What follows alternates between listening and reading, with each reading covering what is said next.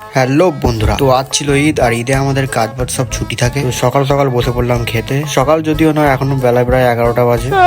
তো আজকের ঈদের সকালের স্পেশাল খাবার চালের রুটি, চিকেন কষা আর তার সাথে ছিল সিমুই, প্রতিবারের মতোই। তো দেরি না করে চলো খাওয়া যাক।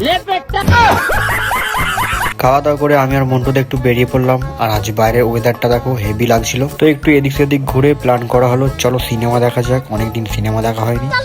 তো চলে এলাম সিনেমা হল। আর এসে দেখি রণবীর সিং এর ধুরন্ধর রিভেঞ্জ লেগে গেছে। আর মুভিটা নাকি এতই ভালো হয়েছে তাই সকালের শোটা হাউসফুল হয়ে গেছে। তো আমরা বিকেলের শো এর টিকিট কেটে নিলাম। বিকেল 4:45 শো ছিল। টিকিট কেটে বেরিয়ে দেখি ডাব পাওয়া যাচ্ছে, আর গরমটাও বেশ ভালোই পড়েছে। তাই দেরি না করে দুজনে দুটো ডাব নিয়ে নিলাম। তো ডাব খেয়ে বেরিয়ে রুমে এসে একটু রেস্ট নিয়ে তারপর সবাই বেরিয়ে পড়লাম ধুরন্ধর রিভেঞ্জ দেখার জন্য। তো যাচ্ছি এখন দলবল নিয়ে। আর রুম থেকে সিনেমা হল বেশি দূরে না, তাই হেঁটেই যাচ্ছি। তো চলে এলাম সিনেমা হলে। তারপর ভেতরে ঢুকে পড়লাম। ভেতরে এসে দেখি সুন্দর ডেকোরেশন, আর এখানে সব প্রাইজ রাখা আছে সিনেমা হলের। তো চলো ধুরন্ধর রিভেঞ্জ দেখা যাক।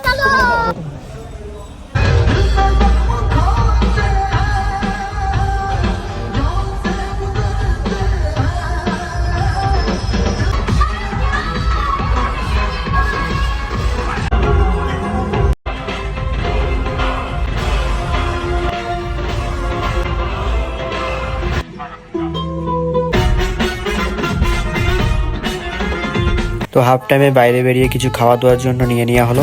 मतलब वो अलग ही लेवल का बंदा था। তো চলো বাকি শোটা দেখা যাক।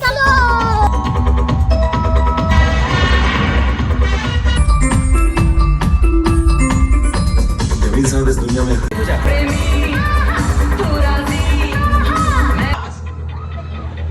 सबको के पास मौजूद 500 रुपये 1000 रुपये के पुराने नोट अब केवल कागज के एक टुकड़े के समान रह जाएंगे।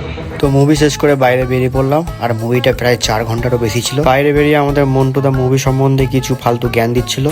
আর মুভিটা দারুণ লেগেছিল। তো আজকের ঈদের দিনটা এইভাবে কেটে গেল। তো চলো আজকের মতো সবাইকে টাটা।